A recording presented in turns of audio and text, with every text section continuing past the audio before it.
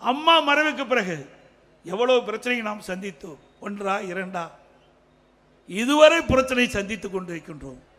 பொன்மனச்செம்மல் புரட்சி தலைவர் எம்ஜிஆர் 1972 அக்டோபர் 17 இந்த இயக்கத்தை தோற்றுவித்ததிலிருந்து இன்று வரை அனைத்து இந்திய அண்ணா திராவிட முன்னேற்ற கழகம் பல்வேறு சோதனைகளை சந்தித்துக் கொண்டிருக்கின்றது.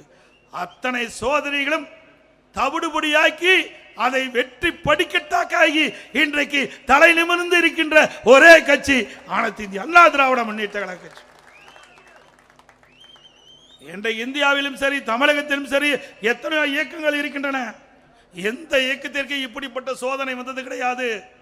பொன்மனச்செம்மல் புரட்சி தலைவர் எம்ஜிஆர் கட்சி ஆரம்பித்தது போதும் அவருக்கு சோதனை. இதே புரட்சி தலைவி அம்மாள் புரட்சி தலைவர் மறைவுக்கு பிறகு அவர் தலைமை ஏற்று இந்த கட்சியை நினைத்த போதும் அவருக்கு சோதனை.